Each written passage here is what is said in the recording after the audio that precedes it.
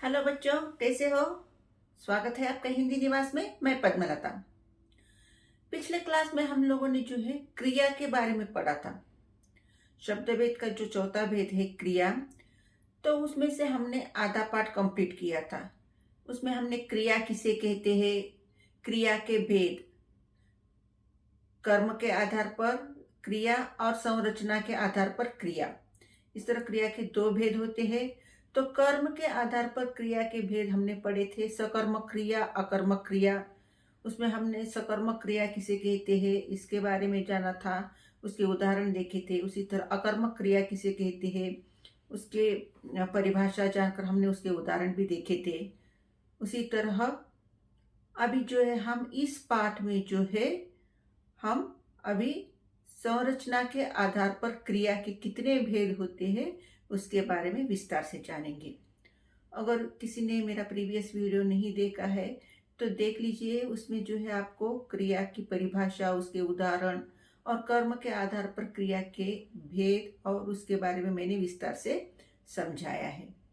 तो चलो आज हम पढ़ते हैं संरचना के आधार पर क्रिया के कितने भेद हैं और उसकी परिभाषा और उसके उदाहरण। इसे जो है हमारा क्रिया पाठ जो है कंप्लीट हो जाता है, जो शब्द भेद का चौथा भेद है। तो चलो शुरू करें। तो बच्चों, संरचना के आधार पर क्रिया के जो है 6 भेद होते हैं। पहले मैं ओरली आपको यह समझाऊंगी, फिर आपको जो है बोर्ड पे विस्तार से लिखूंगी। जिसे नोट डाउन करना है नोट डाउन कर सकती हो, ठीक है। तो संरचना के आधार पर क्रिया के कितने भेद होते हैं? 6 भेद होते हैं। उसमें पहला भेद जो है प्रेरणार्थक क्रिया। संरचना के आधार पर क्रिया का पहला भेद जो है प्रेरणार्थक क्रिया। और दूसरा भेद जो है संयुक्त क्रिया। तीसरा भेद जो है नाम धातु क्रिया। चौथा भेद जो है कृदंत क्रिया। पांचवा भेद जो है सामान्य क्रिया। और छठा जो भेद है पूर्वकालिक क्रिया। इस तरह क्रिया के कितने भेद हुए? 6 भेद हुए। तो एक एक भेद जो है हम उदाहरण सहित देखेंगे। तो पहला क्रिया का जो भेद है संरचना के आधार पर, वह है प्रेरणार्थक क्रिया। आपको प्रेरणा नाम से ही पता चल जाता है ना, प्रेरित करना, इंस्पायर करना। तो प्रेरणार्थक क्रिया किसे कहते हैं, उसकी परिभाषा क्या है? तो प्रेरणार्थक क्रिया किसे कहते हैं? जब कर्ता कोई कार्य स्वयं न कर दूसरों को करने के लिए प्रेरित करता है, उसे हम प्रेरणार्थक क्रिया कहते हैं। समझ आया? कर्ता जो है वह काम खुद नहीं करता, बल्कि वह अपने बातों से प्रेरित करता है दूसरों को। वह काम करने के लिए प्रेरित करता है। वह काम जो है दूसरों से करवाता है, उसे हम प्रेरणार्थक क्रिया कहते हैं। मैं यहाँ बोर्ड पे भी लिख देती हूँ तो समझ आए आपको। जब कर्ता वह कार्य स्वयं न करके दूसरों को करने के लिए प्रेरित करता है, उसे हम प्रेरणार्थक क्रिया कहते हैं। तो इसका एग्जाम्पल एक आपको बताती हूं मैं। सेठ नौकर से काम करवाता है। सेठ नौकर से काम करवाता है मतलब सेठ खुद काम नहीं करता, वह नौकर से वह काम करवा रहा है। तो यह जो है प्रेरणार्थक क्रिया का एक एग्जाम्पल हुआ, करवाता है। ठीक है। नेक्स्ट, लक्ष्मी धोबीन से कपड़े धुलवाती है। लक्ष्मी धोबीन से कपड़े धुलवाती है मतलब कपड़े धोने का काम जो है खुद लक्ष्मी नहीं कर रही है। लक्ष्मी खुद कपड़े नहीं धो रही है। किससे धुलवा रही है? धोबीन से कपड़े धुलवा रही है। तो धुलवा रही है, ये जो है प्रेरणार्थक क्रिया का एग्जाम्पल हुआ। तो आपको वाक्य दिया गया, लक्ष्मी धोबीन से कपड़े धुलवा रही है। इसमें यह कौन सी क्रिया है? तो आपको पहचानना है, यह प्रेरणार्थक क्रिया है। तो यहाँ प्रेरणात्मक क्रिया में जो है कर्ता खुद काम नहीं करता, दूसरों से करवाता है। तो अभी जो है हम बोर्ड पे जो है लिखते हैं क्रिया के कितने भेद है संरचना के आधार पर, और एक एक क्रिया का भेद जो है परिभाषा और उसके कुछ उदाहरण लिखते हैं। देखो बच्चों, क्रिया जो है संरचना के आधार पर क्रिया के 6 भेद होते हैं। पहला प्रेरणार्थक क्रिया, दूसरा संयुक्त क्रिया, तीसरा नाम धातु क्रिया, चौथा कृदंत क्रिया, पांचवा सामान्य क्रिया और छठा भेद है पूर्वकालिक क्रिया। तो एक एक करके हम विस्तार से पढ़ेंगे। तो पहला जो भेद है संरचना के आधार पर प्रेरणार्थक क्रिया, इसकी परिभाषा यानी डेफिनेशन क्या है?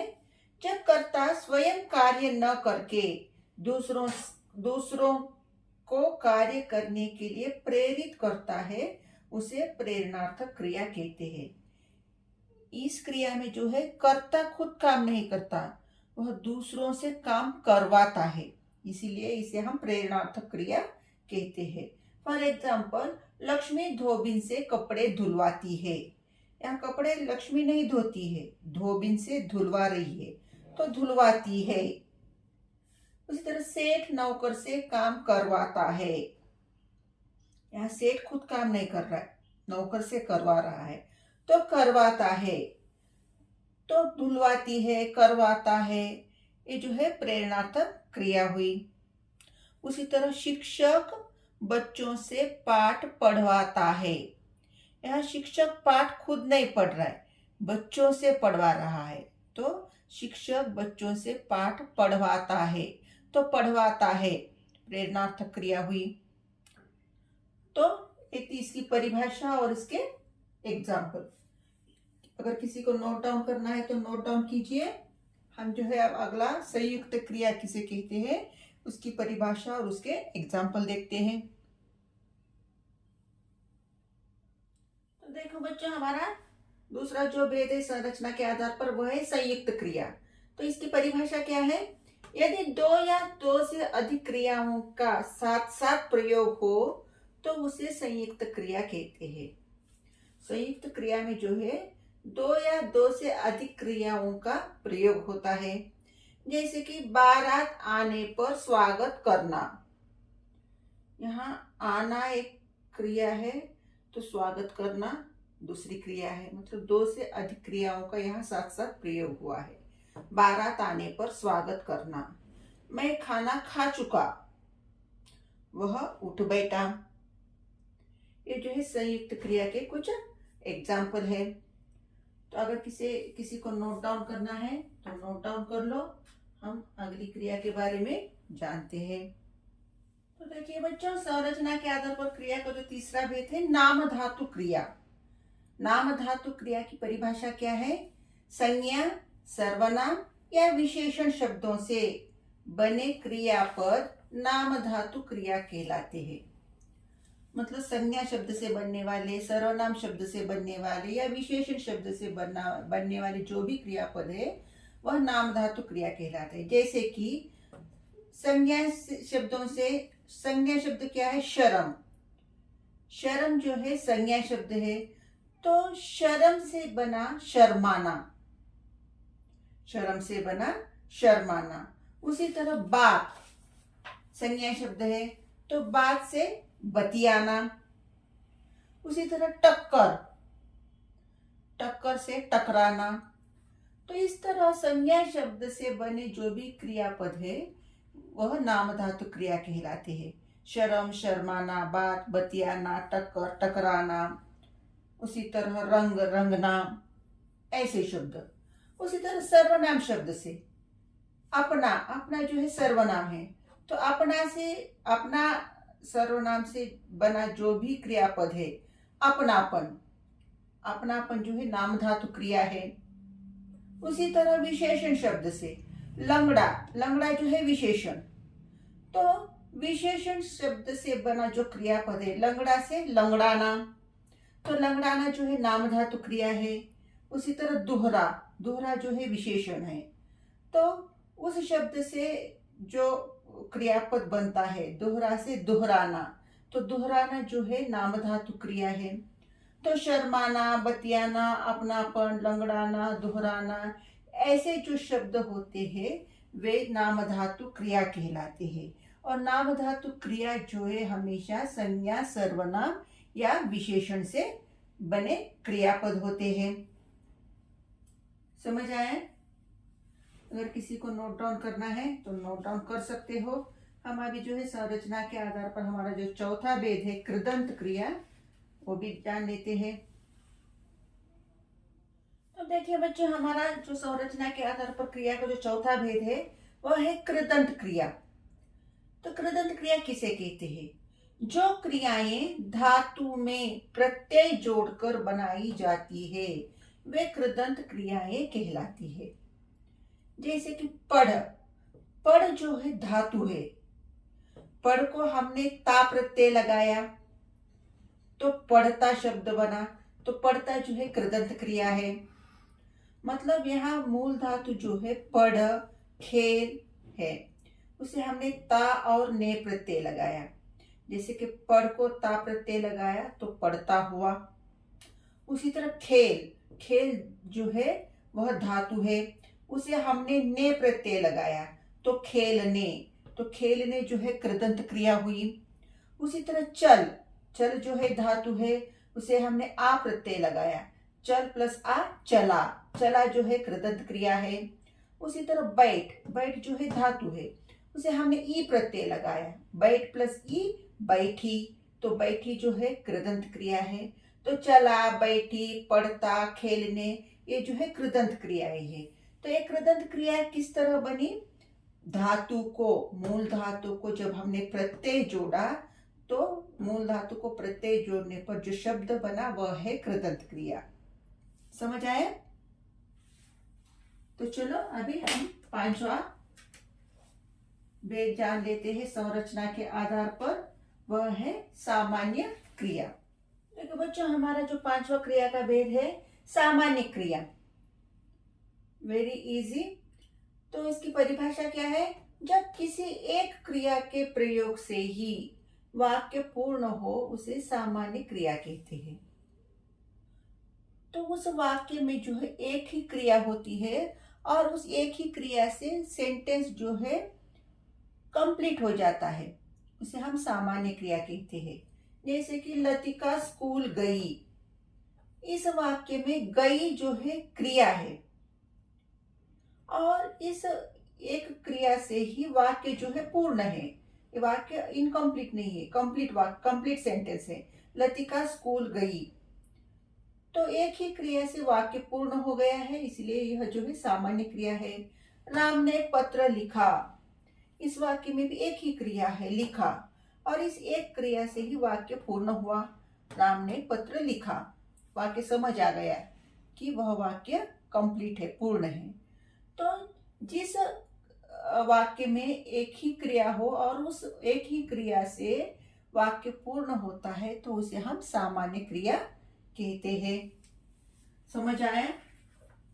तो चलो अभी जो है हमारा जो छठा भेद है संरचना के आधार पर पूर्वकालिक क्रिया, उसे भी पढ़ लेते हैं। तो बच्चों, हमारा संरचना के आधार पर क्रिया का जो आखिरी भेद है, छठा भेद, वह है पूर्वकालिक क्रिया। तो इसकी परिभाषा क्या है?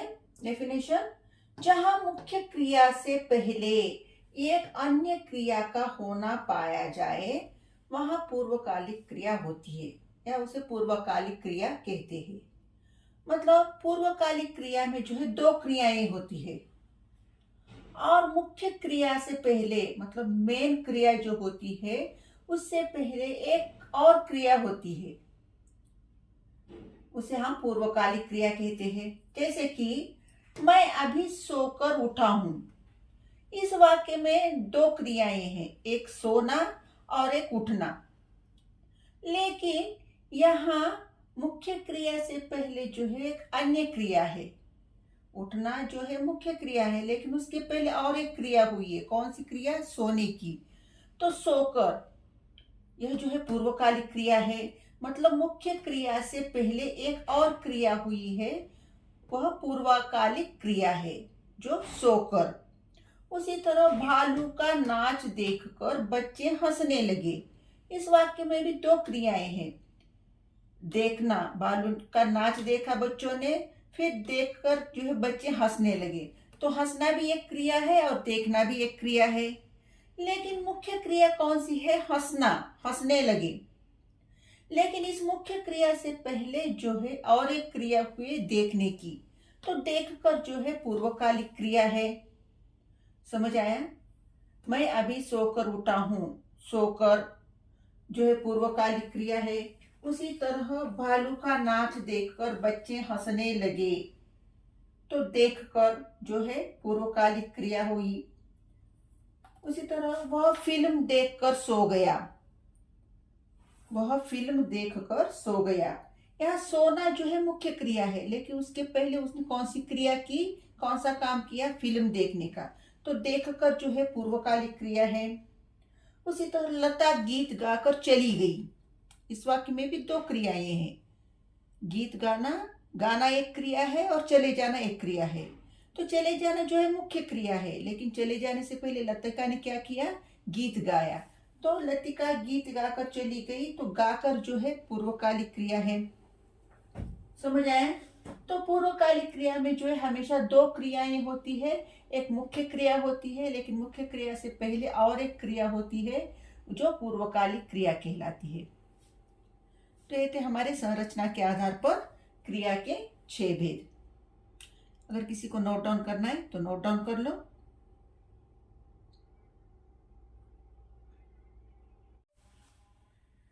तो बच्चों, समझ आया क्रिया? अगर आप मन लगाकर इंटरेस्ट से सुनोगे, पढ़ोगे, तो हिंदी बहुत ही इजी लैंग्वेज है और बहुत ही घबराने वाली कोई बात नहीं है। आप इजीली आइडेंटिफाई कर सकते हो। सिर्फ आपको जो है इंटरेस्ट दिखाना है, इंटरेस्ट जताना है। तो आज हमने क्या पढ़ा था? क्रिया के भेद संरचना के आधार पर। और इसके पहले के पार्ट में हमने कर्म के आधार पर क्रिया के भेद पढ़े थे। अगर किसी ने वीडियो नहीं देखा है तो एक बार वीडियो देख जरूर लीजिएगा। तो आज हमने संरचना के आधार पर क्रिया के 6 भेद पढ़े थे।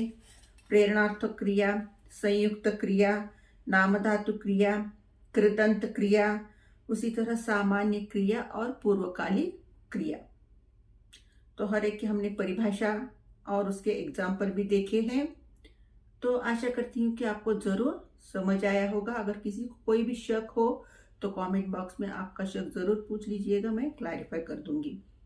ओके, तो फिर हम जो है नेक्स्ट जो है हमारा शब्द भेद, उस शब्द भेद के साथ मिलते हैं। तब तक के लिए धन्यवाद।